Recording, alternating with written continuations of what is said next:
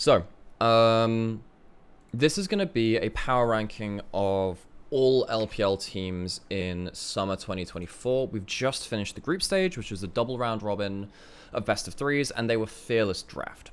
So when we come through into the next stage, the Rumble stage, things are going to be organized a little bit differently, to the point where actually I probably should have just thrown this up on the screen as well.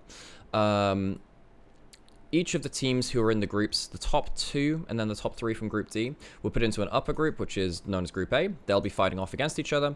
Then you have everyone in Group B, who are the bottom 2 teams from each group as well. So that's how things are going to be organized. That just so you know how the next phase of the competition is going to work out. And the way that things work there is that I think it's something like, so there are 9 teams in the top group, and I believe that well, there are 10 playoff spots. We have the same playoffs format as we had before, but effectively the top teams fight off for playoff spots, the bottom teams fight for survival, and then the winners of the lower group and then the losers of the upper group fight off for the last playoff spots, basically like a little play-in. So there is some chance for overlap between teams in Group A and in Group B. There is some room for maneuver in there. So when we come back to this list, reminder that some of the teams, particularly around like rank 9, rank 10, and kind of going into rank 11, rank 12, might end up being on another side of kind of like the boundary, where actually I've ranked a team maybe in the upper group a little bit lower because of difference between strength in groups, or maybe there was a really strong team, there was a team which is stronger than they look, rather, because they were in a strong group, which I might think make playoffs anyway, despite the fact that they're in a lower group. Okay, so that's a lot of context. A lot of that will be working through into hopefully some sound logic for these teams. I'm going to put the headphones on as well because I just remembered I've got some clips I want to listen to as well. So let's start this, folks. 17. The worst team currently in the LPL is Royal Never Give Up. Royal Never Give Up are currently the worst team in the LPL. And they are a very, very popular team which has come through with a lot of international titles in the past, and they're just currently not it. Now, they did win their last series of the group stage, and that will add some caveats on here as well, because they did end up taking a 2-1 versus Team WE, but I can't in good faith rank them any higher than rank 17. I'm not going to spend that long talking about this team. And a lot of the bottom teams, because we have so many to go through, we're not going to spend that much time going towards them. But there are a lot of worries with Wei and Ming, who are the jungle support of this team. Of course, they have won MSIs together before, since 2022. And they're just not what we expected. Now, there is a slight positive here, if you look on the pros over here. They are starting to show some signs of life, and they are particularly showing some carry moments. And that's really important. Because I feel like if Wei gets more games like this, and we are just going to quickly go over and check this one clip, because this was a really fun moment where you get to see Wei do some really fun team fighting stuff. So I've got a couple of clips for each team. But as you can kind of see, like, there are some moments, and this was the last series which they did end up winning, where RNG can play some reset kind of topside centric comps. And I just realized my camera is really, really big for this scene, but hey, we'll work with that anyway. Yeah, so I think that that's one of the few positives I'll point out for this team, where they can, at points, play towards Wei. He has tried to play a lot of carry games. In fact, I'm just going to go to this website as well, just so you can see that's just clicked onto the wrong thing. That's great. Wonderful.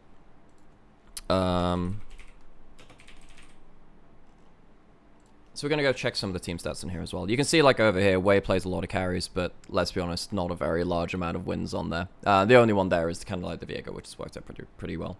So, Juice has come in to replace ZDZ in the top lane as well, and I have to say, he has been a lot better than I thought he would be. So that is a bonus to them. I've been quite kind to how I've been talking about RNG as the worst team in the LPL so far, but that is realistically what they are. One of the things which really, really grinds my gears about this team is that they can be pretty damn awful at team fighting, and I think that Wei and Ming, particularly Ming, is a lot worse in summer than he has been before. And I think that means that their team fighting really takes a hit because Ming is engaging off of the kind of expected timings for his team. You know, that when he goes in, it feels like the whole team is taken by surprise sometimes. And that means this adds into a factor where they can't close out games. They can have really big leads, but they can't end up really closing them out. Okay, folks, because this is rank 17, our lowest placed team, I'm not going to spend that much time on them. So we're going to move on. That's rank 17, RNG, worst team in the LPL. Who has just escaped the worst team bracket? And in the rank 16, I have, it's another historic org. Oh my god, OMG.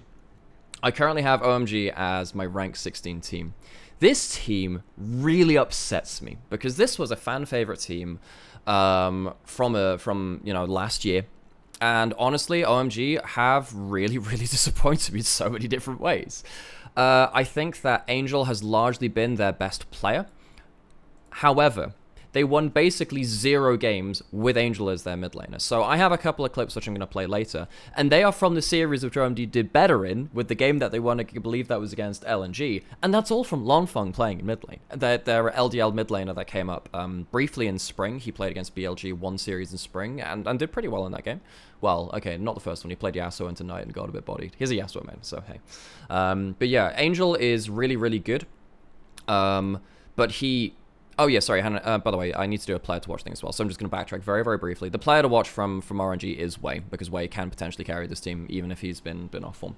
OMG, their player to watch is Angel, if he is playing.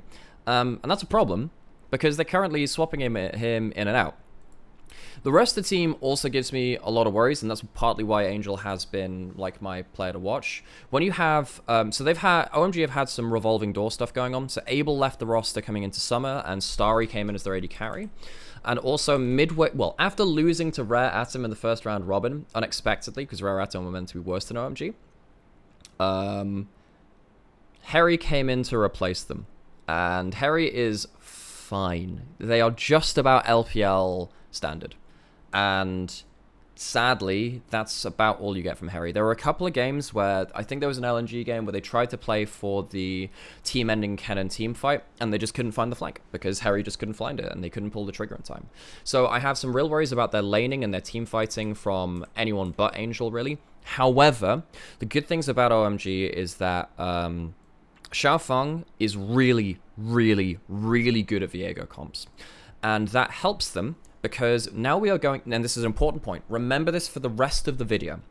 We're going into standard drafting now. We're losing Fearless Draft, which means that you can pick champions multiple times within the same series. If OMG practice Viego reset comps, then they do get access to that in more games than they would have done. And I'm going to imagine a lot of this is still going to be banned. But if they do get access to it, they get access to it more often. So with that in mind, let's go watch a couple of eye candy clips, I guess. What do we get here? They have the team. Oh, this is from my stream. What do we get here? Oh yeah, this was their win versus LNG.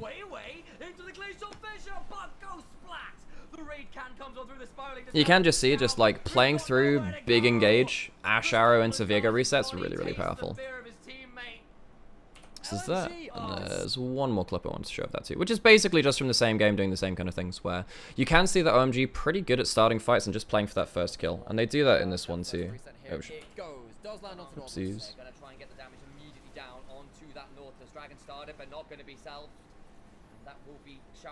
Like, look at this. This is a disgusting hook from the stolen Nautilus.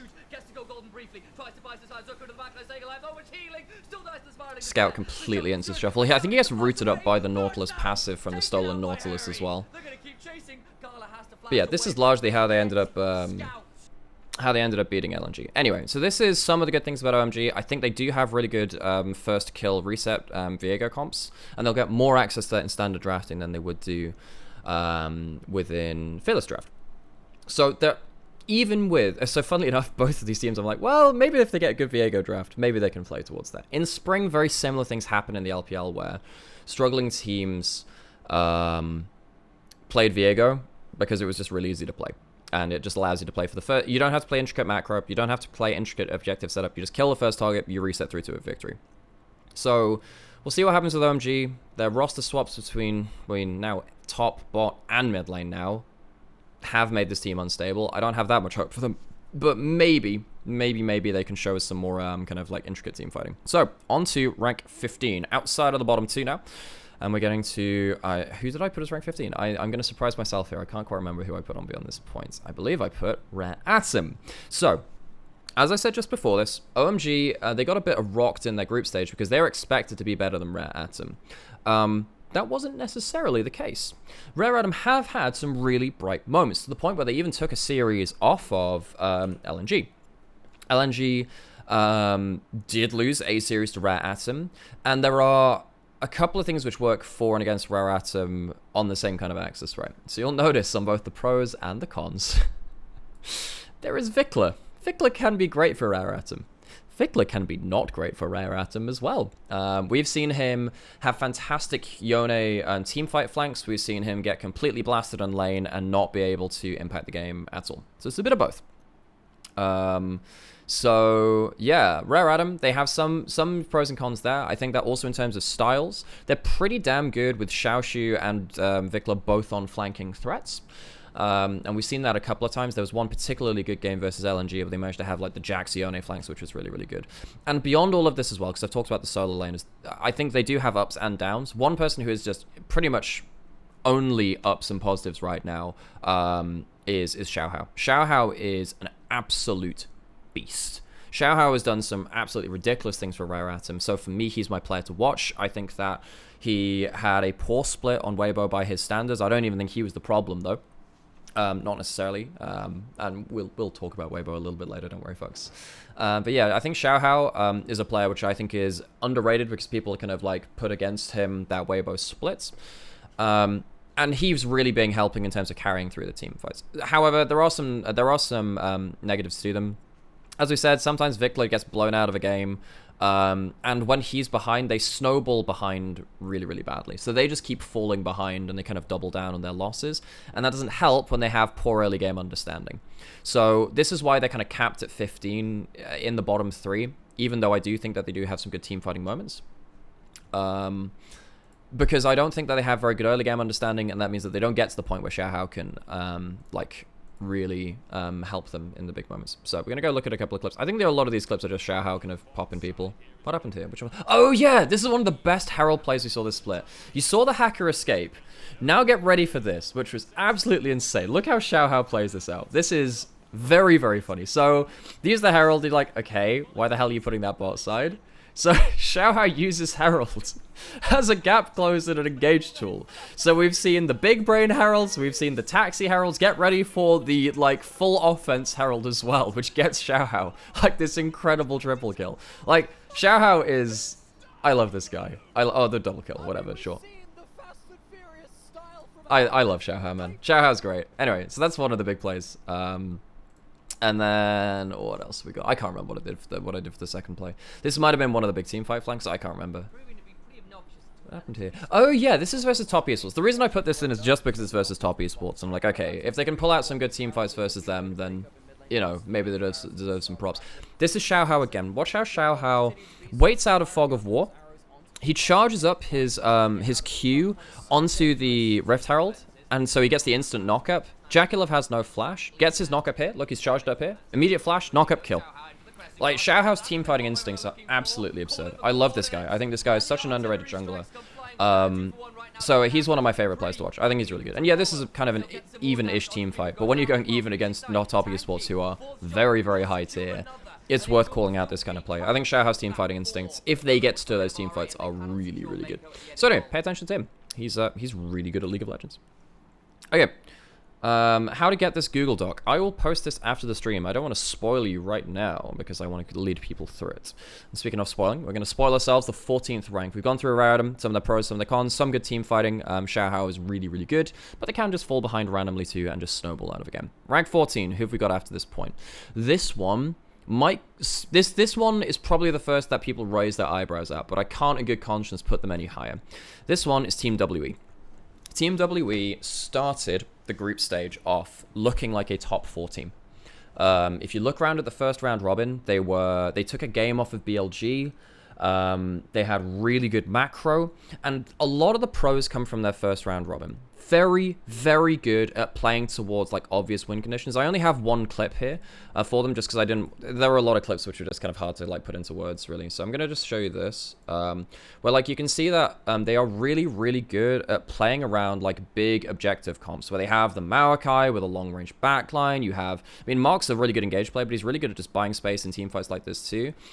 They're really good at front-to-back team fights when the comp allows them to do it. They're also really, really good at 1-3-1 where they have side-pushing threats like Fofo on the Tristana or LeBlanc and something like that. And hang on, wait, why did I turn the cast off for this? This was a really good cast as well. I'm gonna take, you know what I'm gonna do? Just because I really like Joe's cast for this, I'm gonna play this again.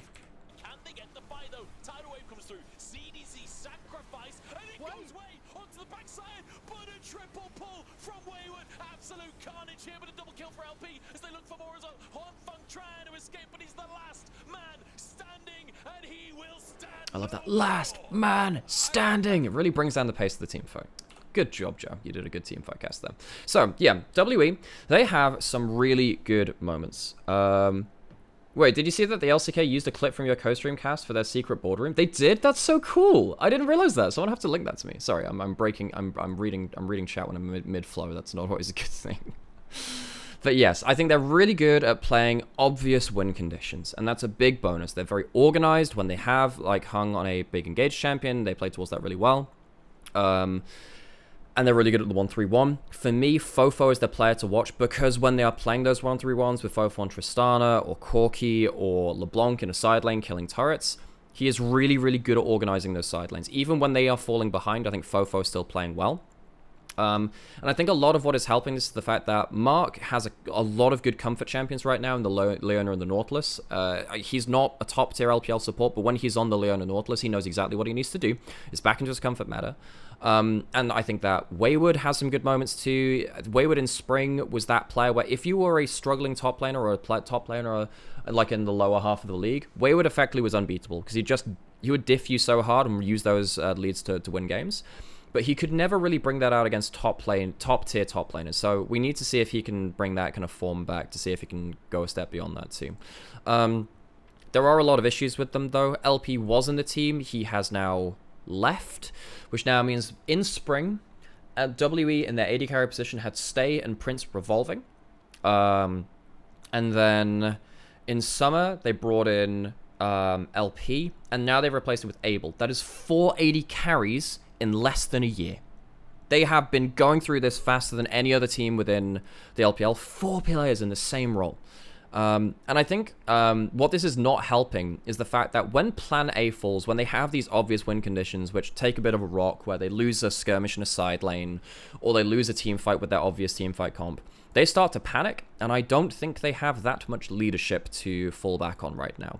In one way or another. It really does feel like this team just falls apart from bad to worse. They lost somehow against RNG after they lost one big play, and then things just fell apart with it. And yeah, the team fights when they're behind kind of really go with that too. So WE for me, right now, even though the first round robin looked so good, I think this team is really going to struggle. I think they're really going to struggle. And sadly for them, that would be Spring and Summer with a very similar kind of trajectory, where they started off looking like a top 4 team-ish, and then they just kind of fell apart. That's rank 14. Like I said, bottom tier teams I don't want to spend as much time on. I'm already rambling. I yap a lot, folks. I do a lot of yapping. But hey, we'll keep on with it. Why is T1 Fnatic on your title thing? Are they favorite teams? Oh no, I just forget to change my tags. I forgot to change my tags, that's it. Okay, folks, on to rank 13. Who did I put here? You know what? I genuinely can't remember. I think I remember now, actually. Invictus Gaming on my rank 13 team. So I thought I would put a couple of clips in to show IG at their best. Because, you know, I love this team. I think they're fantastic. I really wanted to show when IG are really good. Oh no, there's been a horrible. Oh no, I think we must have loaded the wrong clips. This is. I just loaded Vampire Insing instead. Oh no. Oh, how horrible would it be if I just played the clip again? Oh no. Oh, this has ruined my day. This has ruined my. I wanted to praise Invictus Gaming. I wanted to praise this support coming into the LPL, and instead, I'm sorry. I've humiliated him by watching him hook into his death while he had flash and plenty of escape options. I'm sorry. I can't apologize enough. Right. Okay, jokes aside, IG are a team with a lot of ups. Well, one particularly large upside, and then a lot of downsides, which try and balance, which are in a constant battle of balancing each other out. IG are a team currently which is carried to ever-loving hell by Arn. Arn is incredibly good right now. I think that he is on legitimately. I think that Arn is on my shortlist for MVP. This guy is incredibly good. If you watch when he's on his Ziggs games, if you watch when he's on his Snowball games, he's had a couple of Draven games which have been fantastic too. Arn has been doing an awful lot of work. Also adding on to this too, if you look at the replays where you get to hear the communication, if you look down at the player cameras as well, Arn is communicating in every single play. He is effectively micromanaging the whole team. And I think the reason why Vampire has looked less crap than Spring is because he is micromanaging Vampire. And I think this helps for the entire team, because if you look over at the entire roster, we'll go over here very quickly. I know I haven't done this very much. I haven't gone over to this. So IG, currently in Group B. Vampire, rookie. Nani, basically a rookie. Griffith or GLFS in the jungle, both rookies as well. When you have someone as veteran as Arn, it allows him to kind of be that leadership within the team, which they really, really need. And I think Vampire didn't have that on the Doom squad from EDG in Spring. Having Arn micromanaging him means he can make some plays like this. So, to be fair, folks, I'm going to show a good clip of Vampire. Even though I think this dude is, like, really, really struggled, he has some plays like this where he managed to get out of vision, really good team fight setup, and, like, he gets this, like, play from the top draw against Ultra Prime when he comes out of Fog of War and just pretty much ends the game with that headbutt. Yeah, and this kind of leads through to one of the bigger things about IG is that IG struggle in a lot of ways. And this is an underpinning to a better point. IG struggle at side laning. I think we've seen multiple times that Nani, again, is someone who's been role swapped from top lane to mid lane. Has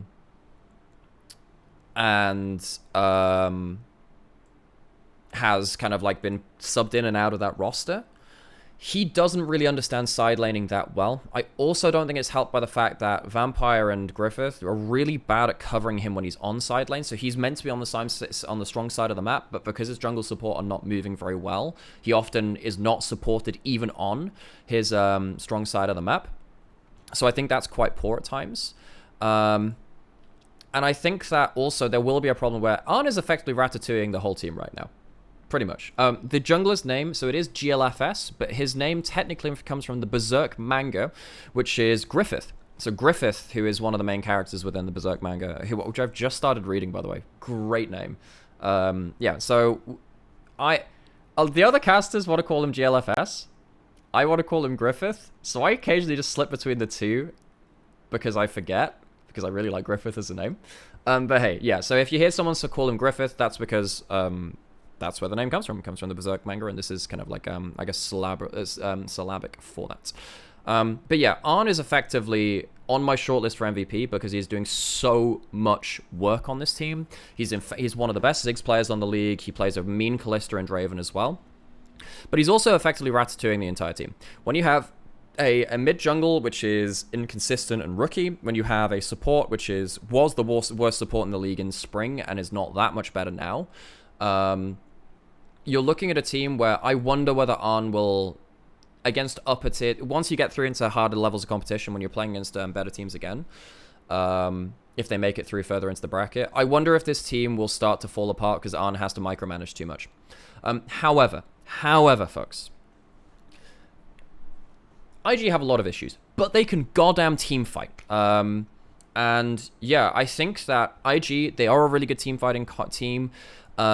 If they have a team fight which is a winning team fight, regardless of gold value, they are really good at playing towards that. So that's one thing which puts them really pretty up for me. However, on the flip side of this, and this brings this back down, they don't know when not to fight as well. IG are a team which very commonly, you'll see Vampire just like randomly engaging onto the front line when they should be going into the back line. They go into fight. So for instance, against Weibo, there was a game recently where, and we'll see this clip later on because I put this in Weibo's category as well. Or effectively, IG could have chosen to escape a bot lane river play, but they choose to engage, and they lose 3 kills over Tristana. And they effectively lose the game off of that. So this team has some big upsides. I think Arn is incredible. I think they're very good at team fighting when they have a good team fighting draft.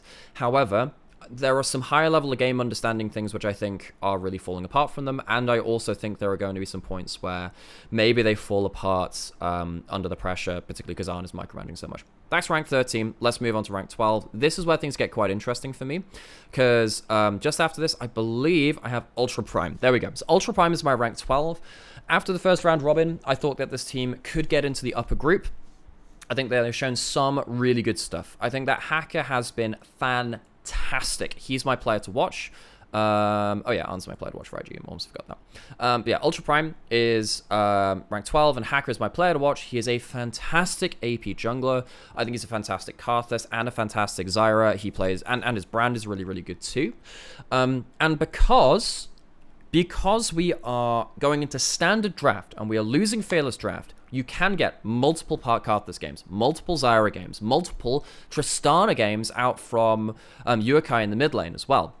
So I think that Ultra Prime, the reason though, even though they got blasted 0-2 by IG in the back end of the group, their last series, second last series, I think that Ultra Prime can be much better in the next stage, because I think standard draft favors Ultra Prime more than almost any other team within the LPL right now, so I have to take that into account. Another thing which I'm going to take into account as well is that Ultra Prime played really poorly as soon as they came under pressure. If you look over to, let's go over to their results and how they played through their group stage. There was a point, let's go through to this, where you can see that Ultra Prime, they had, they won against Weibo 2-0. And then at this point, because they had won enough series in the first part, they came around to this series right here against Anyone's Legend. And they were on the Nexus, and Urukai tanks a needless turret shot and dies. And they lose in like a Nexus to Nexus to Nexus race. And after that point, they then go 0-2 versus IG and 0-2 versus NIP. Because they crumble under the pressure. They needed one more series win to get through to the upper group, and they couldn't make that happen. That was when Yokai was playing the Lucian mid, for someone asking in chat there.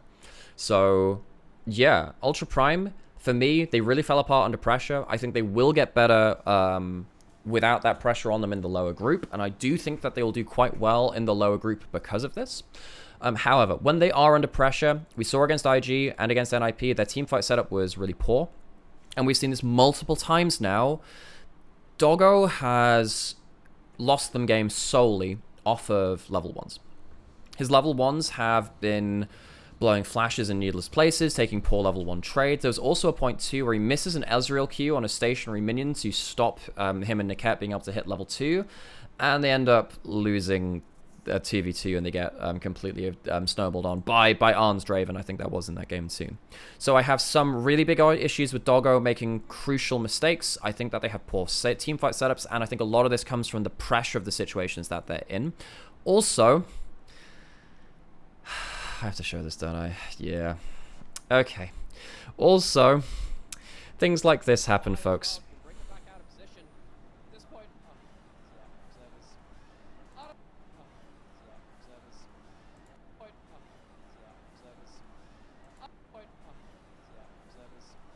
I can watch this all day. Qingtian sometimes has nightmare games. Qingtian came in as a new top laner for Ultra Prime, and is very, very good when he has a winning lane matchup and he's set up for success. I think Qingtian is the worst top laner in the league when he is put behind in a game. And that's where things really get difficult, because we've seen multiple teams attack him now in that lane to make sure he's being put behind. We saw that from YSKM last picking a Fiora into him in a good lane matchup. We saw that from NIP hard ganking him a number of times too.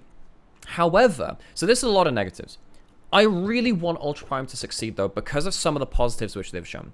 Fantastic understanding of the AP jungle meta. Yukai is a really good Knife's Edge player, and I think Niket is one of the best rookie players we have seen in a long time. Of course, we've had Milky Way come up as well, so I can't say the best, right? But Niket makes some plays like this, which make me absolutely drop my jaw to the ground, really, because you can have some moments like this where, I don't know, Niket is a rookie support player. Like, this guy's come up from the LDL. But, like, you look in plays like this, they lose an early kill, but, like, holy crap, this guy's eye for engage is absolutely insane. 5-man Magnet Storm. In a crucial team fight in the late game in a 4v5 where they need to win that. Like, how insane is this guy? How insane is this guy? Sodok, thank you so much for the 1,000 bitches. That is very, very kind of you as well. Jeez, yeah. So you've got plays like that, and I think that on the whole, Ultra Prime are really, really good at setting up their big team fight wombo combos. On the whole, when they are not feeling the pressure of big scenarios. Once again, Niket, being a player with a really, really powerful engaged tool, setting up for the rest of his team to make big plays. Yukai capitalizes on that well. When Ultra Prime are on the same team, there are very few teams in the LPL which I enjoy watching more than them. And there's, genuinely, especially for this level, right, as a team which is meant to be one of the more struggling teams. Especially as they came through into the bottom tier of things. I love watching Ultra Prime play when they're on their form, right? And of course, there's also the you know, the Hacker Herald Escape and stuff like that, which you can go back and watch in your own time. That's probably the play of the year so far. That shit was so funny. Ultra Prime, they cap out at 12 for me. I think they're just under the playoffs bracket. And the last team, which I think is also, I would assume RNG is 16th, RNG is 15th. This is what we have right now. So currently we have RNG, OMG, Rare Atom, WE, Invictus Gaming, Ultra Prime, and then we're going to our last team, which I think are just below that playoffs margin. So, Edward Gaming for me come in at rank 11. This one was hard for me. I have to say, I initially put them, I believe, at rank... I might have even put them at rank 9 or rank 7, but then I had a couple of revelations to me, you know. And I'm going to have to think through how I word this. EDG are a team which are much, much better than they were in spring. Much better. I think that JJ is on godlike form, and for me, he is hugely my player to watch. I think this guy's absolutely insane, and I think most of the clips which I have of all of them are just JJ doing things. So, like, he gets involved in games early. And you can see that even against JDG, a team which is, you know, one of our top teams in the LPL, and we'll get through to them later. JJ and the rest of the team have really good early game plans. I think that JJ, even when he's not on an early game champion, the Wukong kind of like half and half, right, can get himself into really good positions. And then his playmaking is absolutely ridiculous. Like, just watch this clip. Look at this kick. Look at that. You know what? I'm gonna slow this down. I'm gonna mute it. I'm gonna slow it, just because look how freaking close this is. Look how close this is. So, hang on. We'll go to about here. So what does he do? He ends up hopping forward onto the grub. Gets himself the mobility that way. And he gets the ward hop. And look how close he is on the flash. Look how good that flash placement is. He's just on the edge of the flash kick range. If he's a little short, he kicks him the other way. That is absolutely insane. JJ is in incredible form right now. I think this guy is absolutely absurd. And he's a lot of the reason why I think that they can go beyond this rank. They can do. It's not easy, but they can do. Because I do think they have really good early game plans. I think that JJ is a fantastic playmaker. And I also think that replacing Vampire with Wink has added a secondary form of leadership to the team. Cryan also came into the mid lane. Which is, you know, he's an MSI winning mid laner from back when RNG had Xiao, who was top lane, and he was his mid lane.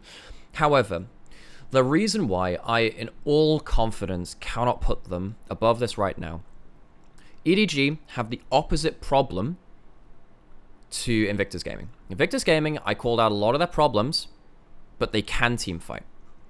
EDG have a bit of the opposite problem. Great early game. I think their macro can be pretty good. I think their playmaking from JJ can also be good in some of their skirmishes too. I think EDG are poor team fighters. You can do many things in the LPL, but you can't not team fight. And that's my big problem with EDG. I think that Cryan has not been really good at putting out damage, and Leave has been very inconsistent at that. Sometimes has some fantastic games with that, and sometimes has some very poor things with that. I think it's a pretty easy way to sum up EDG. I don't think we need to go that much more kind of like beating around the bush for it. I think their team fighting is poor right now, unless JJ is on something like the Wukong, and I think that the Lee Sin, even though it's good in the early game, can fall off into the late game as well. So EDG for me, they are just under playoffs because of their team fighting deficiencies, really. And I will get hydrated, solo coffee. I'll do that right now.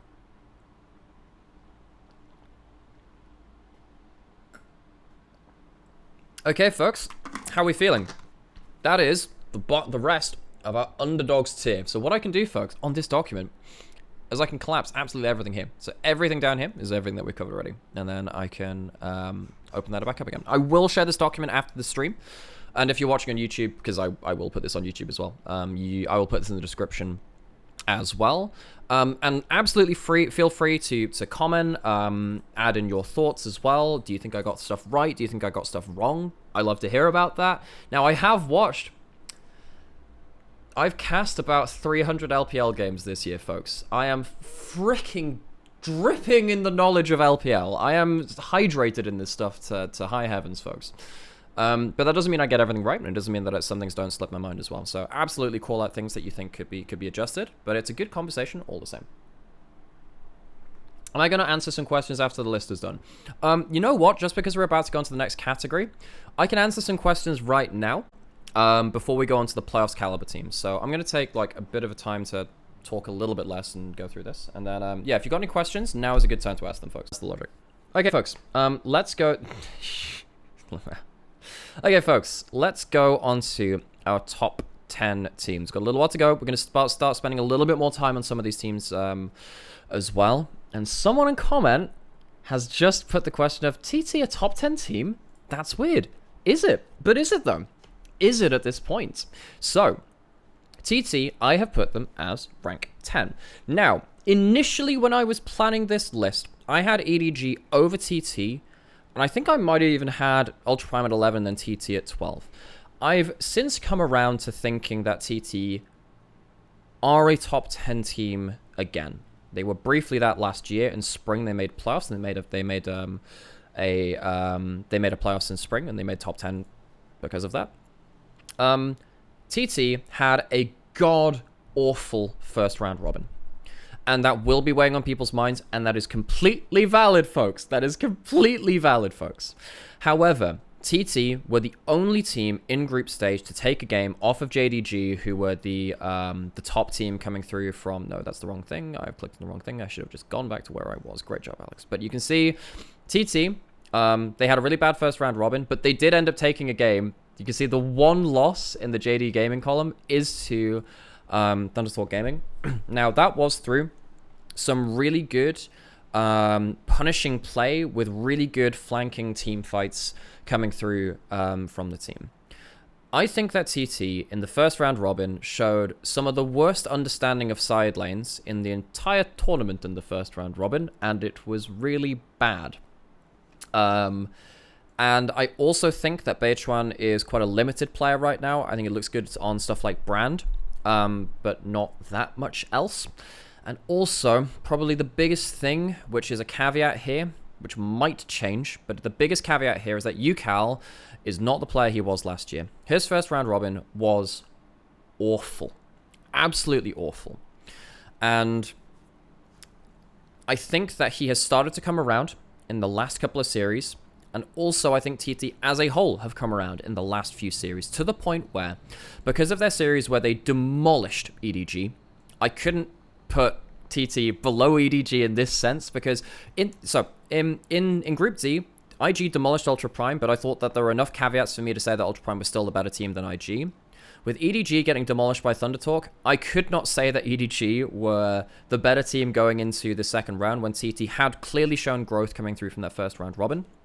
And I think one of the big reasons for that is because 1xN is an absurdly good carry for this team. He was a secondary carry to Yucal last year. Now he is the primary carry, truly. So let's go watch through a couple of clips of these while we kind of think about the team as well. I'm trying to remember which clips I play. Folks, I was sat up for like 8 hours trying to make this list yesterday, so there's a lot of stuff. Oh yeah, this was them clutching out the game versus EDG. He's desperately trying. Oh yeah, Beitron's a good Karthus as well. But his champion pool has been a little bit narrow, but hey, he's had some good moments as well. Somehow, but they're even teleporting. They're gonna teleport straight in through top lane. So this was a game that they couldn't afford to lose. They kept their hopes of like upper group alive. With 6 groups, you're absolutely right.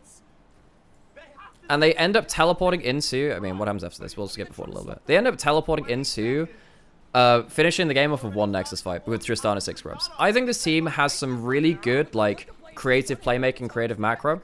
I think that Feather has started to mature a lot as a player as well. Last year, he was the youngest support in the league as he came into Rare Atom last split. But I think TT, they're a team which have really started to find their carries again. 1xN has been absolutely fantastic. Let me see it. Yeah, and you can see, like, in a lot of these fights, like, they've used mobile carries in mid and bot lane to reset fights really, really well. And we've seen that with the Kai'Sa, we've seen that with Tristana.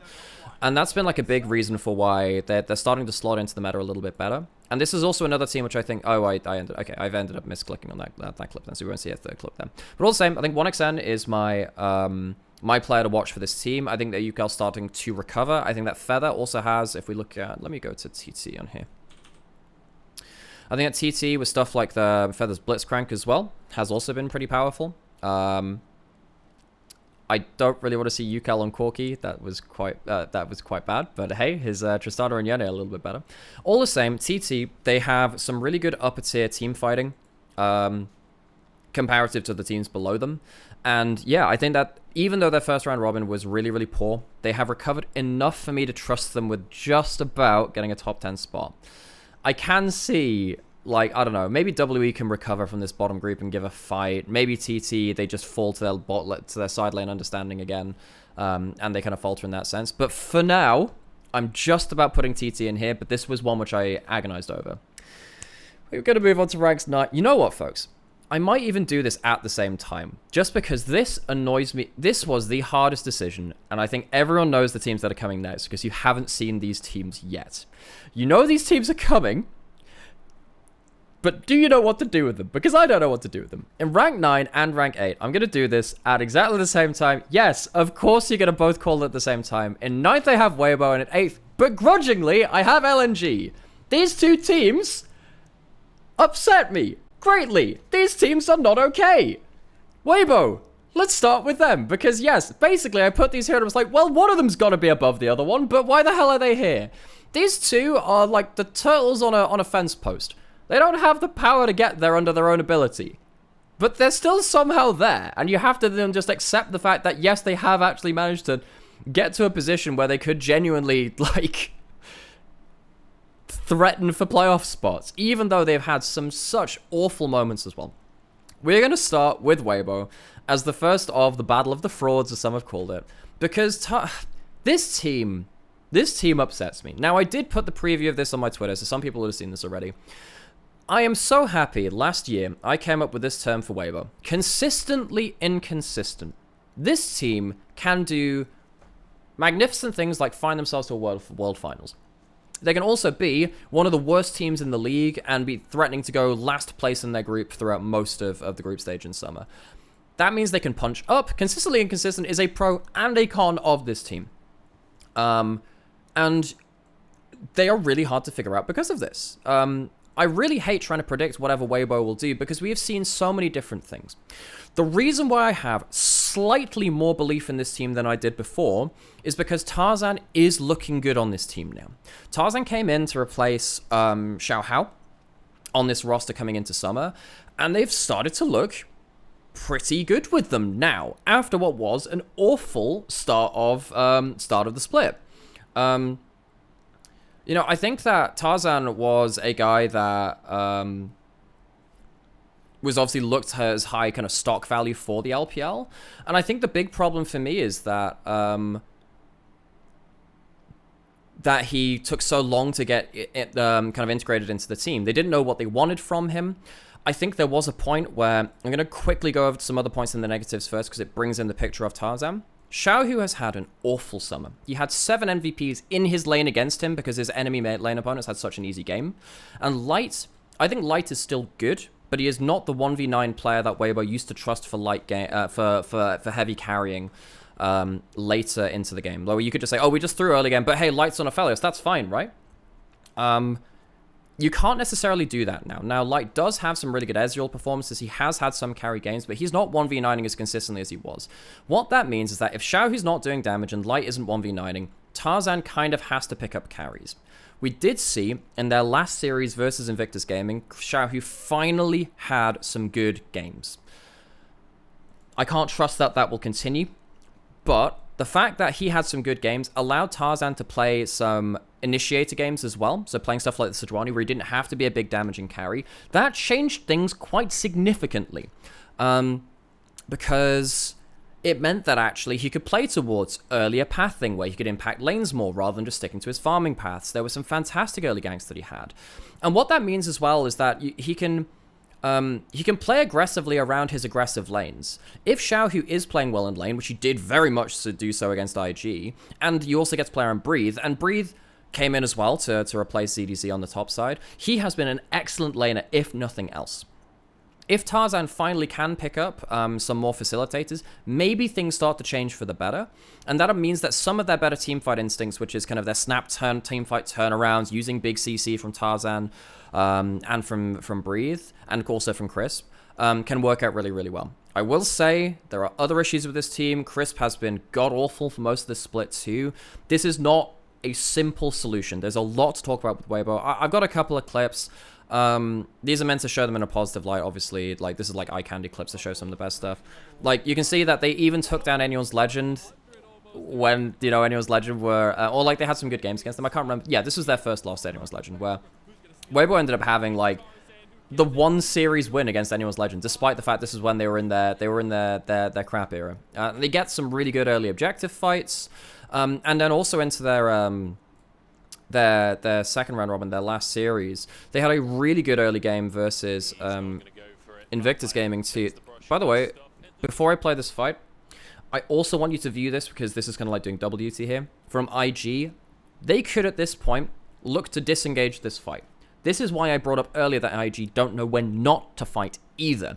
But Weibo, really, really good at punishing him in the moment. I think Light has shown some really good Ziggs gameplay too. I think that's kind of like one of the prerequisites. But like Tarzan, 3-man W, 3-man Tristana jump as well, getting the slow and the damage over too. Gets the double reset, gets the jump just before the next kill. And Griffith ends up dying for the last bit as well with a good bomb over the wall. So Weibo, they have shown some moments where they've had fantastic early game snowballs. And once they get into that point, they have shown some really good moments where Breathe can just play in a side lane, and he can play something like the Renekton or the Mordekaiser, and just play really, really well from beyond that point. But yeah, I think that Weibo, they have some upsides, but I just don't know whether I can trust those upsides, which is the big problem for them. Weibo begrudgingly get 9th spot for me. They can fire above this. They can absolutely. I mean, they took off a game off of a team which is yet to be revealed yet, in Anyone's Legend, who I think are very highly of. And then we have to go on to another team which potentially can punch up as well. But again, this is begrudging. I have put LNG as 8th. Now, why have I done this? why have I done any of this? Honestly, why do I do this to myself? Why do I watch LNG games? LNG are a team which really, really confuse and upset me in similar regards. I'm going to take a couple of clips from... Which one was this? Which one was this? Does the Twitch one is different. LNG, against Top Esports, pulled off one of the best phases of macro we have seen in the entire LPL for a long time. And I'm going to mute this. This is not about kills. This is why I think that LNG can be this good. But I can't trust them just yet in the same way as Weibo.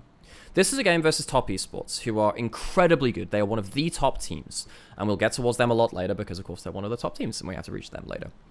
LNG have already got themselves a really good start in this game, but what they do here is absolutely magnificent. They end up getting a 5-for-1 turret trade. Top Esports, they look for a dive on the bot side, but you can see that they have a Herald in mid lane, Jace is pushing top side as well, and Scout, when he is on pushing side lane champions, is incredibly good at getting gold out of side lane turrets. He did it last year on 2023. And yeah, you can see that, you know, LNG, they lose turrets down here, but the dive takes so long to happen, and they're so decisive at pushing these lanes that they end up getting 2 top lane turrets, 3 mid lane turrets as well. They end up getting a 5-for-1 turret trade versus one of the best teams in the LPL right now. That is something which basically no other team can do. It is absolutely absurd that they managed to pull this off. There are also some other moments as well. I can't remember exactly what this other clip was. This might be one of the other moments, one of their team fights from that game. I can't remember exactly. Oh, this is versus OMG. Which one was this then?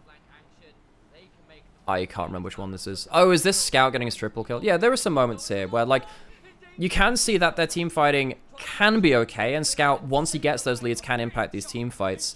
I think that Gala is the real kind of factor towards a lot of these team fights too. I haven't chosen any of his Ziggs clips, but I think Gala might be one of the best Ziggs players in the entirety of the LPL too. But yeah, you can just see some of these big team fights here. It's not the best clip ever. Like, whatever. They win a team fight against OMG. Cool. But hey, whatever. Nice to put some eye candy in there.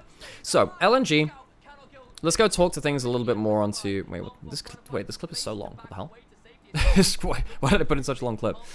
This was probably one of the clips I put in at about midnight to 1 AM, and I was like, okay, whatever.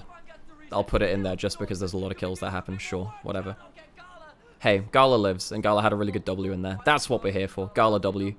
Wow. Gala's so good. There we go. That's what the clip's there for. That's a great clip, Alex. You put in a good one there. LNG have some of the best ceiling of macro within the entirety of the LPL. I also think their team fighting, much like we were saying for EDG, gives me some worries. The problem I have with LNG is that, and we'll see that with... In fact, actually, I'm going to play this one clip again, but just because I'm going to go back down to OMG, because there was one clip here, I think. Yeah, let's go watch through this clip again, because this is when LNG's team fighting falls apart, because this is in the same game, by the way, just a little bit later on. Where they end up just like walking into an easy team fight setup. Their Nautilus isn't tanky enough, and then Scout really bottles this late game fight, and that's the most important thing. One gets hit by that. Zucker probably should have body blocked it, and he completely messes up his shuffle here. Like, he ends up like getting completely messed up by this, and he has a huge amount of gold and completely flips it. So just reusing a clip again there because I think it's important. I think that Scout needs certain champions to succeed. I think his Tristana is godlike. I think his Jace is godlike. And I think that one of the reasons why I'm slightly more up on LNG is because I think that standard drafting can unlock the Ziggs and Jace Trist comps a bit more. If they get more of them, I think LNG will be a lot better. They've looked a lot more powerful on that. I also think that Scout, if you look back at the top esports series, Scout ended up... the last one they did, Scout outlaned Cream in 2 out of those 3 games, and in that first game on the Jace, uses that lane lead to blow open the entire map because it gives Weiwei a platform to play the entire game off of. There are some great upsides to this team. I also think that they're very slow when that first plan is not very coherent, or they don't have a draft which has a good plan for it, and they don't have the Jace or the Ziggs or the Tristana or something like that. And I also think that their team fighting is genuinely pretty awful. And it can be anyway. We've seen that Scout can randomly throw away leads. He's teleported into like 3 people and immediately died on Corki in one game versus OMG as well. We saw the Scout shuffle failing. So even though their macro and getting gold onto Scout is really good, he doesn't use that gold very well comparative to other presumed elite tier mid laners. I don't think Scout currently is an elite tier top laner. However, he still can outlane people. He still can out macro people. So there are upsides. LNG, very difficult team to talk about because there are so many of these kind of like... They're a very spiky team. Some specific areas of strength, some very specific areas of weakness as well. And also just one last point as well. Gala very nearly lost them a game by really bad Herald driving, which stalled out the game. Gala, get your driving license, please. And one last thing as well. We saw this versus Rare Atom in the series that they lost. Sometimes when there are team fight flanks onto them, they just forget that the flanks exist, go into a team fight anyway, and die. We have seen this so many times that I have to call this out. You know how turtles stick their heads within coral reefs and they think that they're invisible because they can't see anything? That kind of happens, folks. That kind of happens. Scout is not good. Scout is very good in specific moments. He's not always great, but he's not always fantastic in that. Okay, folks. I just realized that ad breaks are coming up soon because I decided to put ads back on for the stream. I'm going to get myself another coffee and give myself a brief chance to take a break. So, I mean, if you're on YouTube, you won't see this, so I don't know why I'm saying that. But yeah, folks, I'm going to go get myself a really quick break. I'm going to put an ad break on. Go get yourself a break. There's been a lot of information and stuff in here.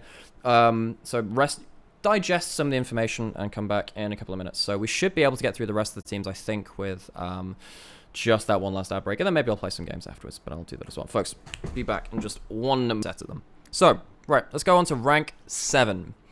Rank 7. So we had a quick break after talking about Weibo and LNG. Rank 7. So this is getting to the point where we're starting to get really tough competition now. Rank 7, I have LGD Gaming. LGD Lagantier. The chili oil fanatics themselves. This team has really, really surprised me in a good way. I think that LGD are a really fun team, and I think a lot of where this team has come to like a really point of power is through Meteor. I think Meteor and Haichao as a mid jungle have massively outperformed what a grand majority of people would have thought, and I think particularly the way that they are very, very clutch at what they do. Meteor has a fantastic champion pool right now, as does Haichao. They both completely slot into the AD mid AP jungle meta very well. And I think particularly when Meteor can also go towards something like the Kindred, and you can go towards Kindred plus LeBlanc, which is one of Haichao's incredible champions, I think this team really starts to pop off. Also, going into standard draft means you're going to see more options for them to do that multiple times within a series.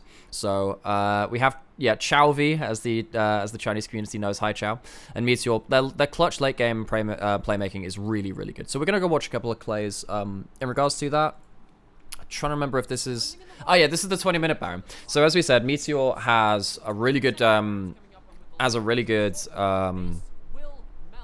like champion pool for the meta right now, and he's done a really, really good job of just leading this team in multiple different picks. He's had a really good Kindred. His Zyra's looked really good. Haichao can play the Tristana with this as well to give a pushing lane, and you know, this team has just really done well with what they want to do with the meta. In some ways, I almost consider LGD like a slightly better version of what Ultra Prime bring to the table, where they've just really adapted well to the AP AD mid jungle, but they're just more clutch than Ultra Prime, and I think that they've really managed to do quite well beyond that point. Now, just don't watch the fact that Xiaoya ends up getting caught just after that play. That's also another point I have, by the way. Because even after that clip, one of the big problems I have with LGD is that sometimes they have really big late game mistakes from Xiaoya. So you have this kind of battle between Xiaoya, who I do think has been largely very good, but we've seen him get caught out versus BLG. He got burst in mid lane and randomly died. In that clip just there, they took a 20-minute Baron and then immediately die in mid lane because Xiaoya missed positions. He can sometimes be really, really poor. So it's a battle of clutch plays between mid jungle and then AD carry sometimes flopping it as well. And we can even see in this game versus BLG, they end up getting this huge play topside where like Haichao like effectively solo wins the game off of a huge play topside where he gets a blind chain into a bush. You can see that on the replay later. In fact, maybe I'll go look towards that. Where was that?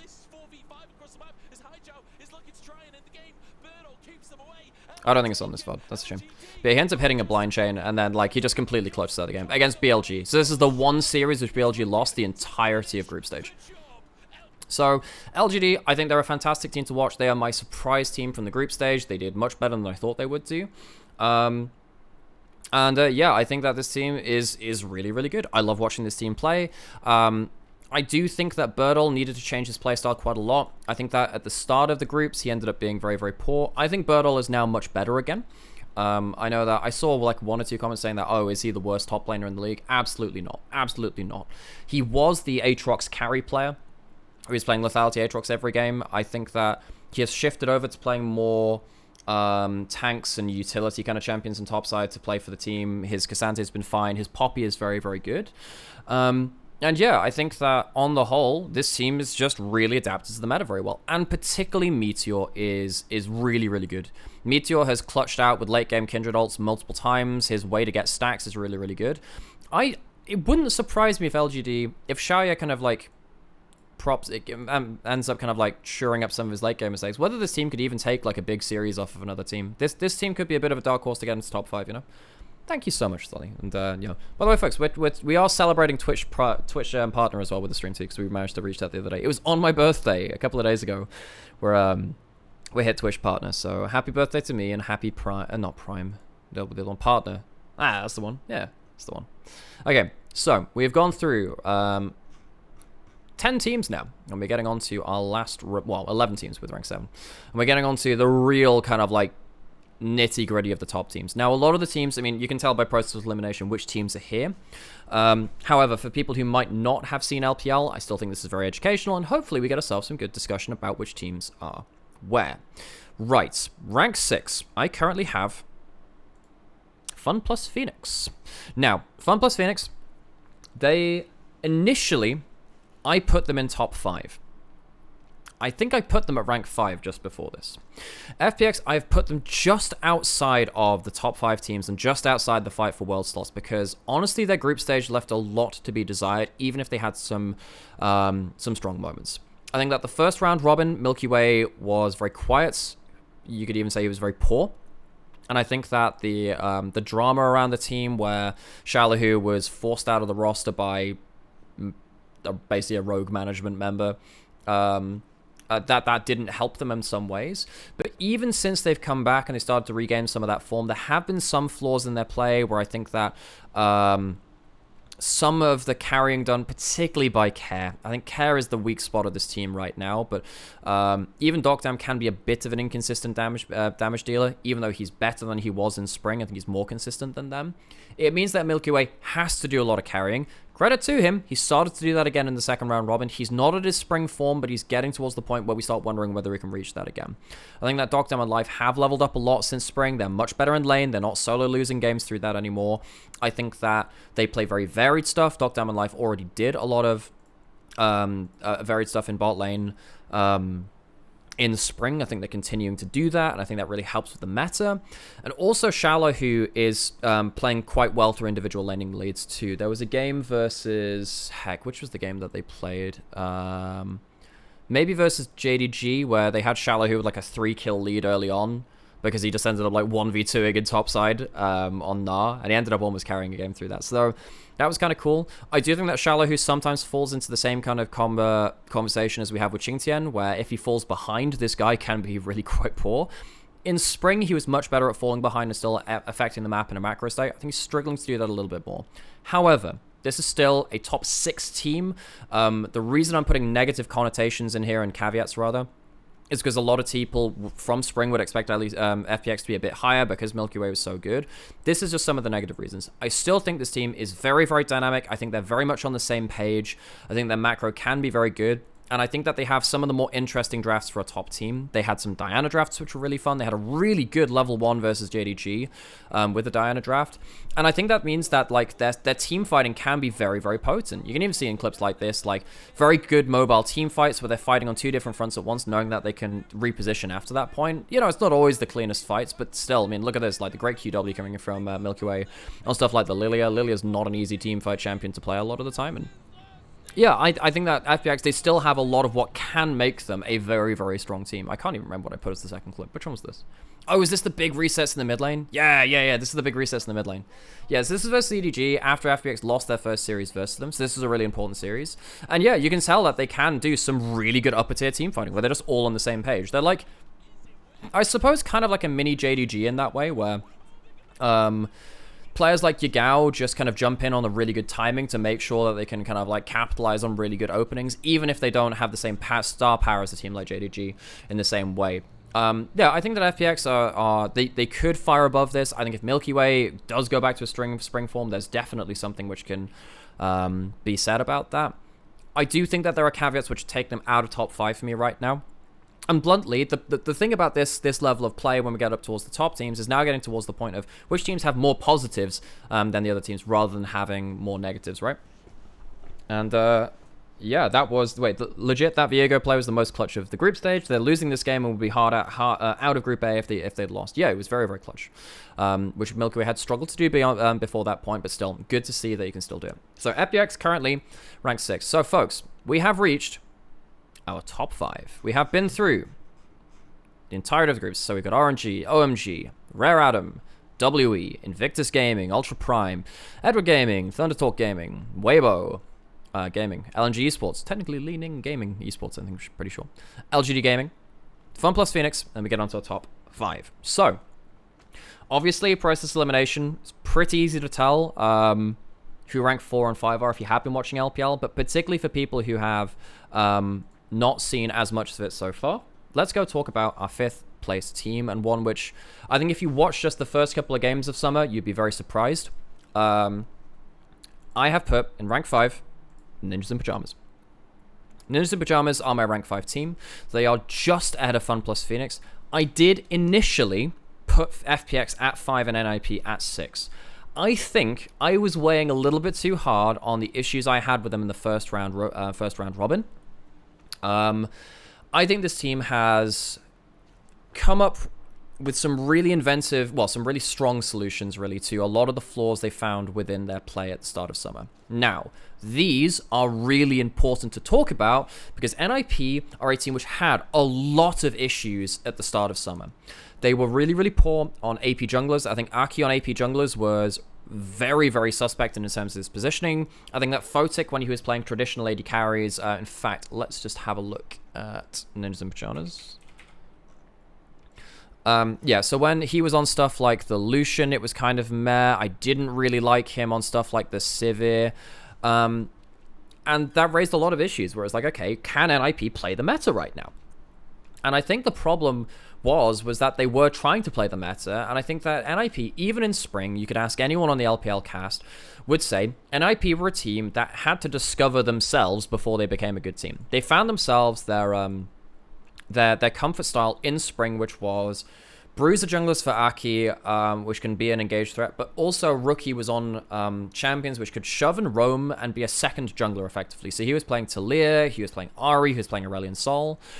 And it was a really interesting dynamic because you could see NIP could really play well through that style, but it was just a very slim way to play the game. They had certain picks. I think they've ended up being in a similar situation in some ways where they have found their identity again, but it is another slim style. What they have found, and it has worked for them, and that is why they are top 5 for me, even though I think that this is not the best way to play the meta. It is the best way for Ninjas in Pajamas to play this meta. They still go back to the AD Bruiser junglers onto Aki. They don't want to mess around with AP junglers. They did play some of them in the last one series versus Ultra Prime at the end of the series, but I think that on the whole, they still want to be playing Wukong, Sejuani, Vi, Lee Sin, whatever. That was kind of like either tank or bruiser initiator champions. You have Rookie on the AD mids, which can push in mid lane, and I think that is incredibly important because if Rookie is playing a lane dominant AD mid laner, whether it is the Corki or the Tristana, oh my god, does Rookie just blast people. In fact, I'm pretty sure that most of the first clips which I have for this team is just Rookie just blasting people. And yeah, you can see right here, like, this is the last series they played. Rookie just 1v1s people. He has so many solo kills. Flashes the fast bomb, gets out. Like, Rookie is on incredible form right now. This guy is so good in laning phase. I think that Rookie is the one LPL mid laner that plays through dominant laning phase mid.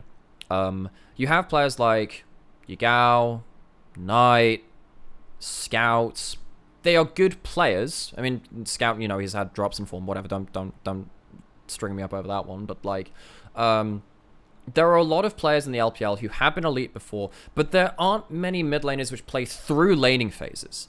I think that Rookie is in my shortlist for MVP because this guy's absolutely disgustingly good for his solo plays, his control of lane, and taking a laning lead and exploding a game with it. This guy's absolutely insane. And I also think that Rookie uses, he's very, very good at heads-up plays where, like, after a fight has ended, sometimes he'll teleport to a side lane because he knows very quickly he can take a turret there or take a wave. He's one of the few mid laners which is very, very good at proactively doing that too. So you have a couple of players like Aki going towards his Bruiser engaged champions, Photic going towards non-traditional ADCs, so stuff like the Ziggs, Jhin, Ashe, so utility AD carries or whatever, or marksman or whatever. The Jhin also kind of comes up there too. I think the Ezreal falls into this bracket too, where if he's not on a low range positioning intensive AD carry, Rookie gets a lot better too. His Ezreal was really good versus Ultra Prime. I really liked his Ziggs too.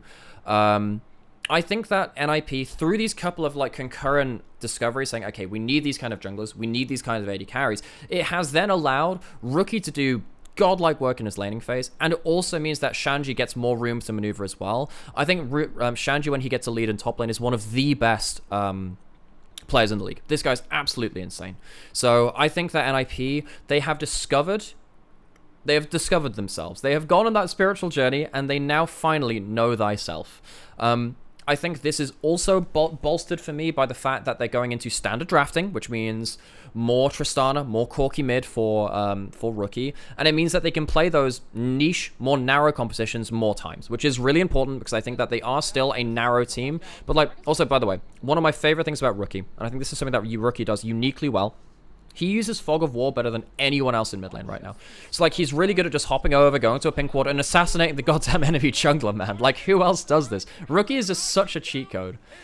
And he does this so much. He just randomly pops over Fog of War. It's one of the reasons why he's so good at Ahri, where he just hides out in Fog of War and just comes out of instant kill angles. He's one of the best Ahri players in the world because of that. Rookie, he's such a game-warping player. I think he's one of the best players in the league. He is on my shortlist for MVP. I don't know whether he is my MVP because there are a couple of really, really good other players around there. But still, I think that this guy is really, really good, and I think that NIP are using him very, very well because now you finally have a stable platform. We have Aki on stuff like the Sejuani, as opposed to other stuff. You have Photic on, the poke, poke Kalista also kind of goes into the not positioning intensive AD carries compared to something like a Lucian or a Sivir or a Varus or something like that, especially if it's an on-hit Varus. I think that Photic, he is very much deserving of some criticism for this split, and same with Aki, same with Shanji at points, definitely the same with Joel. I think that NIP have put in an awful lot of work to make sure that they can play towards a style which is suitable for this meta. I don't think they're going to get higher than this, though. I think that there are still problems with the fact that they don't play those AP jungles. I think that will affect them against the top teams in the league, and maybe even against some of the other ones too. But still, I think that NIP in a good spot right now. I expect them to fight for a world spot. Problem is, the team which is in rank 4 above them is a team which was in their group and smashed them 2 times. It's anyone's legend. This is a team where if you haven't watched LPL, this is your team to go back and do your background reading on. This team has come out of nowhere in regards to household names. Anyone's Legend is not a team which you would have heard much about in terms of like contesting for titles or whatever.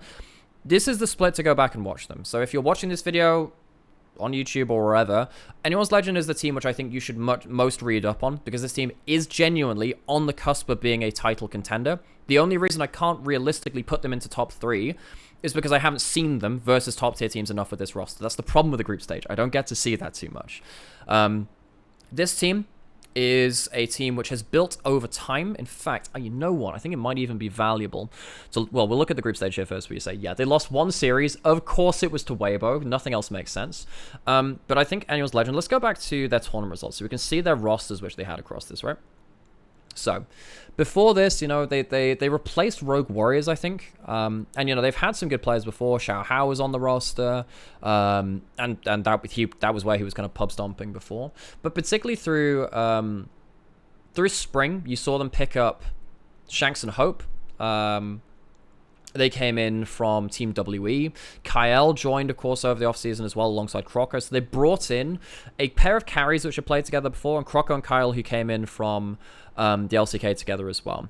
Now, the one problem was that Harry was just not really enough in terms of laning phase and individual ability for them to play through top lane as well. But then in summer, you'll notice, and I'm going to zoom into this one, Ala's here. Ala is one of the best, and he's one of the best top laners on an individual level within the LPL. And then also, Tabe joined the roster. Tabe came in as coach. So, this is the guy that brought BLG from being a one-on-one inconsistent team in spring 2023 to being MSI finalists and also very, very dominant within summer 2023 as well within the LPL. This team has started building up pieces of, I'm not going to call it Exodia because that assumes that it's like the JDG kind of like super squad or something like that. It's not quite that, but this team has really put together some fantastic carries to the point where Shanks is my player to watch. I think he's incredibly powerful right now. I think that he is one of the best mid laners in the league and might be on the shortlist for best mid laner in the league. But also Tabe is on this list as well as a coach. He is the one coach which will feature on this because I'm not a fan of overvaluing what coaches do to a team. I think it's not fair to attribute things to them which you can't tell. However, I do think that Tabe, you can tell what he does. The hallmarks of a Tabe-like team, which you can very much see in as we get through to our top 3, we'll mention, of course, BLG, which will be coming at some point after this, because you will have known that, folks, because they're not here just yet. They're not on the list anywhere. Is very, very quick, decisive map movements and very, very quick response teleports. If any big play happens, expect AL to have people moving there immediately or having a cross map immediately somewhere else. They are very, very quick at understanding the game and making an appropriate response. And I think that AL they show that already. I think what is also helping with this is the fact that they have more room to make these plays because every single lane is incredibly good. If you look at Ala, I think Ala is one of the best individual top laners that wasn't on a top team. You know, he was on the EDG Doom squad in spring. This guy has gone from strength to strength on Annual's Legend. He plays carries, he's played tanks. I do think that sometimes what Ala can be snowballed against, and that can be something to be worried about. That's one of the negatives I have. Sometimes Ala can be snowballed against, or he can struggle to find his ways into fights as well. And I think also Croco can have some off games, but still, even then, I think that Croco and Kyle have been a fantastic jungle support. The core of any team which is decisive in map movements has to come from their jungle support, and I think that Croco and Kyle have done a really good job of supporting these 3 lanes of really good carries. Croco also plays some carries himself. He's one of the few people that plays Rumble Jungle, which is really, really fun, which helps them on a strategic sense. And what this means is that, you know, this team is very, very versatile. They're very, very versatile. They understand the game well, and every single one of their lanes can do some absurdly strong things within lane. I think that Ala's a great laner. I think Shanks might be the best laning phase player within the LPL right now, but hey, we'll see about that. He did outlane Rookie in both of the series that they had versus them. And let's just, you know what, let's just enjoy some clips from them, because they had some really, really good clips across this. Which one's this? Is this the Yone stupid play? No, this is different. Oh, this is just a fun one. And of course, Hope leaves no man behind. The freaking mid-air satchel body block.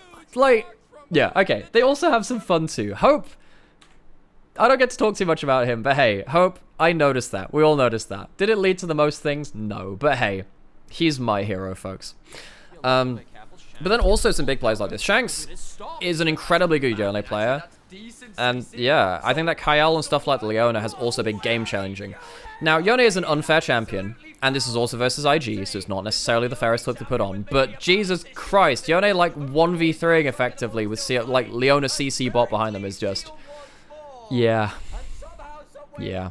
Shanks has been ungodly good. I think this guy is an absurdly good mid laner right now, and that's why he is my player to watch for this. Another Vampire clip. Look, Vampire's the one that makes these. And yeah, you know, Shanks does this earlier in the game too. Like, yes, it's against Xiaohu. Xiaohu has been all over the place. But yeah, I mean, Shanks has been really, really good, both in laning phase and out of it. He even gets out of this too. While this is happening, like AL, they also like 2v2 in the bot side. Like, AL are really, really good, not just at macro, but also in laning phase. They are a triple threat team, and they're really, really good at understanding where they can move about the map. And he even gets the execute there as well from Shanks. So yeah, I'm really excited to see what AL can do. This is, you know, I called that this team would be good before summer. I was talking about this in the lead up to summer. I thought this team would be good. I didn't think they would be this good. I didn't think, well, no, I thought they could be a dark horse. I thought maybe they would go to like rank 5, rank 6, something like that. I thought that maybe a team like Weibo with Tarzan coming in would be a bit better, but hey, you know what? AL, they have overperformed from what I've thought of them. They've been really, really good. This is in a lot of ways the team to look up on if you're not someone who's watched LPL before. This is the team to do the most research on. Okay, folks, we are about to get into our top 3. Now, it's very obvious which teams are going to be top 3 before we came into this. The order of them is probably going to, you know, the order of them is going to be where things get interesting. And if, again, you watched at MSI, if you watched in spring, you're going to have certain opinions. I'm going to take a quick break to, well, I say quick break. I'm just going to stop speaking for a brief moment. Well, I mean, if you're on YouTube, again, you won't see that. But hey, I'm gonna take myself a bit of caffeine break. I think we have stalled long enough. Let us go into our top 3. So we have been through a whole lot of teams. We've been through everything up until the top 3. Now, there are 3 teams left. And of course, it's pretty easy to tell which ones are going in which sense. I could reveal them all at once, but I'm going to do them one at a time, just because I think it's easier to talk about them that way. Rank 3, this will shock a lot of people that watched in Spring, and have watched before, and watched at MSI. Rank 3 is Billy Gaming. And I have to start with negative caveats to justify this, because if you just if you just see this, you're going to say, but aren't they the Spring champions? Weren't they in finals of MSI? Yes, absolutely true. And in Summer, they have been disrespectful as hell. They have not woken up yet, and I think that a couple of key players are on really poor form, alongside some long-standing issues also coming to the fray. That doesn't mean BLG aren't a good team. They are still a good team, and they still have some fantastic players. I think that potentially Bin is the best player in the league as well. But I really do think that BLG are a team which have a lot of negatives to them now, comparative to Spring and to MSI. I think that, you know, they disrespected LGD. LGD outclutched them in the late game. I think that there are some big stylistic issues, and that's why I have to put them at 3. Now, there is a caveat here. I think that any one of the rank 1 to 3 teams can win the title. I just think as it stands right now, BLG are not the team I would favor to do so. There is absolutely every chance that BLG stop disrespecting opponents, they fix some of these issues, or at least for the short term, and they do come away as champions again. They might just have been chilling in the group stage, and we haven't got a good position of them, but I have to judge them off the gameplay that they're showing, and the gameplay they're showing does give me some issues. However, even with this, I do think that they are the best team at snowballing through bot side in the entire world. If Elk and On get ahead, and they get ahead of the game, this bot lane is unreal good. In fact, do I have... Everyone's here. No, that's... What the heck is that? That's just the wrong thing. What is that? Which one's this? That was... Ah, yeah. So they still dive bot lane very well. That was just the wrong clip which code up.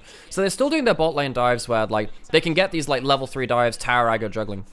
This team is just really fun when it comes to bot lane pressure, and like this tower dive was weird because they do end up like losing a couple of kills, but hey, this team is really good at timing their dives bot side, and when they play towards bot side and they get ahead, this team is unreal good. Shouldn't execute, that doesn't matter. It's still technically a 1 for 3 because there's execute involved there too. But so once they set up bot lane, and I have to kind of show 2 clips back to back here because this is where it becomes really important. Once Elk and On are ahead of the game, they do unspeakable things. So right here, just going back to the start of this play, they have flashes, they have ults, they're incredibly powerful, 3,000 gold up against Xiaoyu on the Draven. They see that Haichao has no flash, so a flash cholesterol is a guaranteed pick, and even though the teleports come through from LGD, the kill comes through too quickly, so the teleport is too late to affect anything. The teleport's even cancel anywhere on the other side. Mikhail's through the Lilia roll, you have Press the Attack running, you have Bailout running for maximum attack speed, so Elka's got like a million different spears, he's on the on-hit version as well. And yeah, like, once this bot lane is ahead, they run over games in completely unfair ways.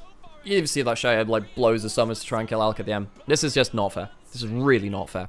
So there are obvious, huge upsides to this team. Huge upsides. However, when they don't play towards bot side, Elk and On do not get the memo. We saw this in MSI, we saw this in LPL, we've seen this in Summer now as well.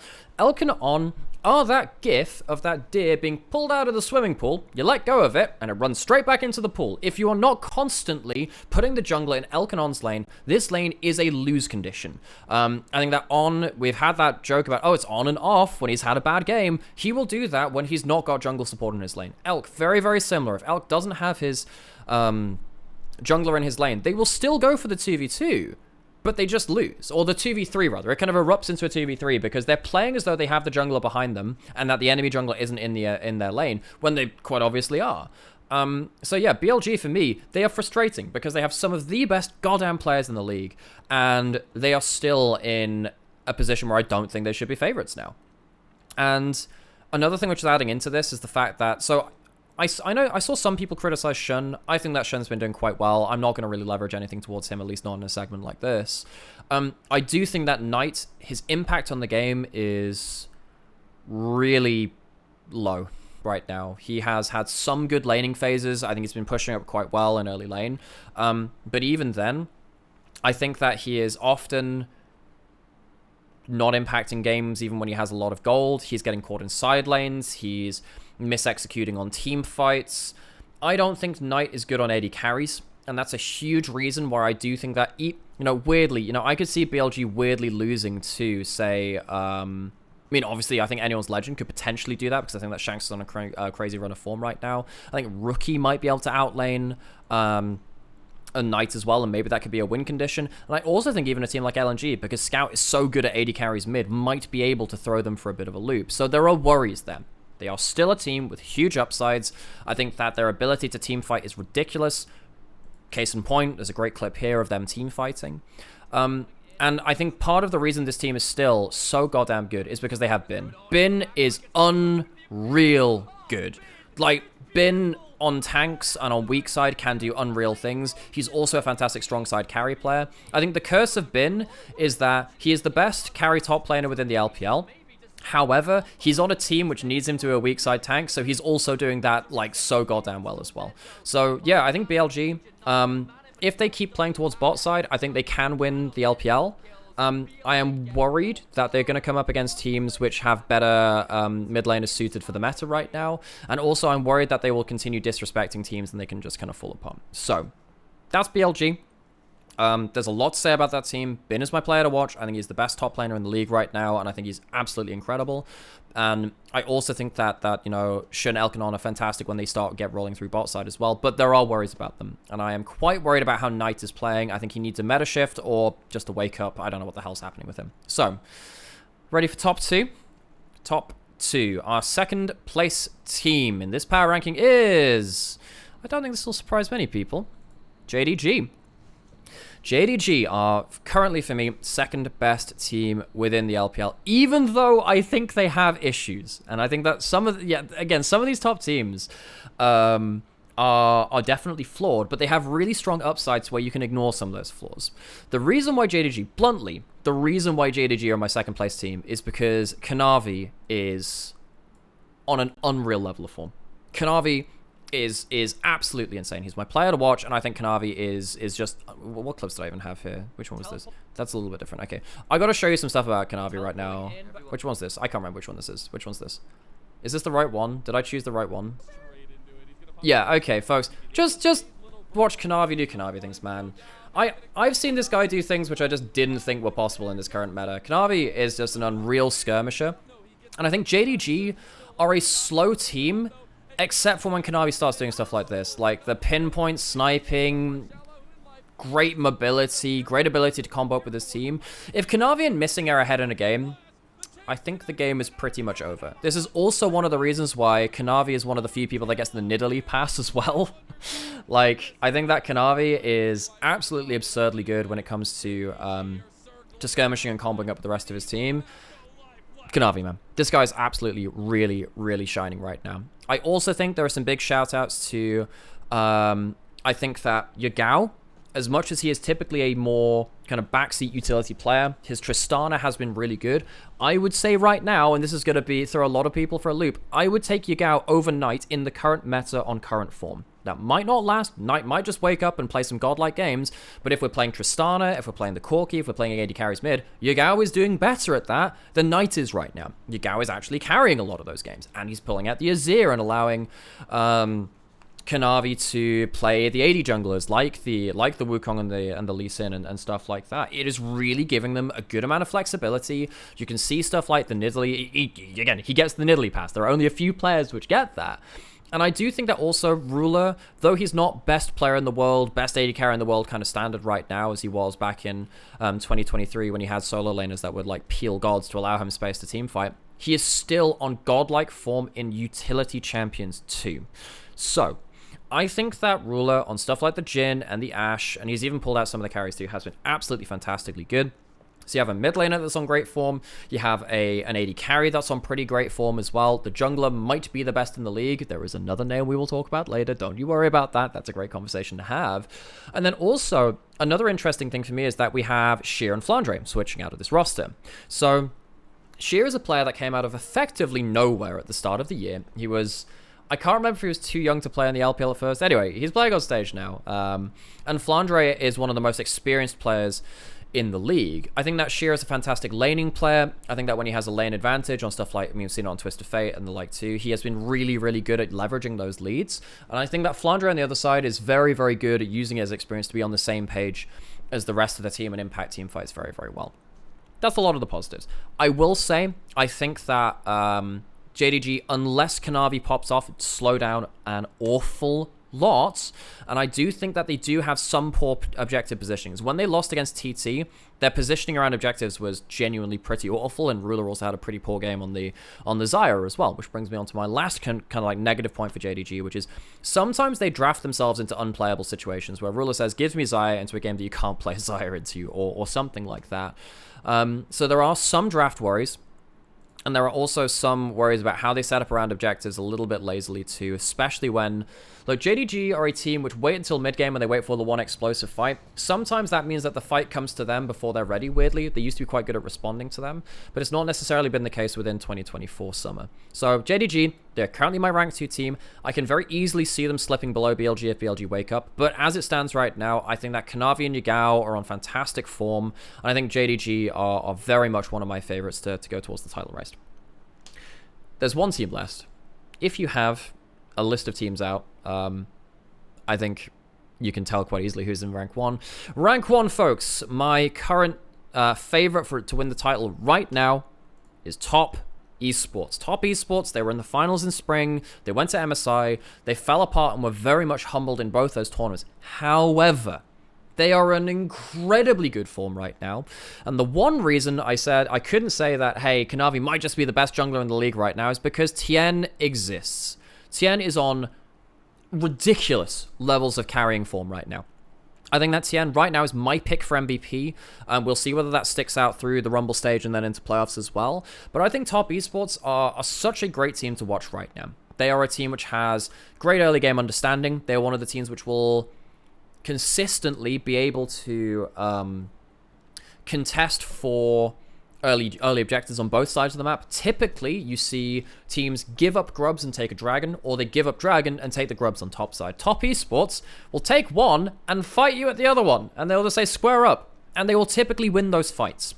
I think that right now, because Tien is also one of the other players which has the Nidalee pass and can also play the fast clearing champions very, very, very well, like the Karthus or the Zyra or whatever. Top Esports are a team which are very much on my shortlist for best team in the LPL. They are my favorites for that right now. I think that right now their macro looks really good, and their team fighting is just godlike. Their team fighting is absolutely godlike. I think that the way that 369 is playing is something that we've known from him before. 369 is the god of team fight peel.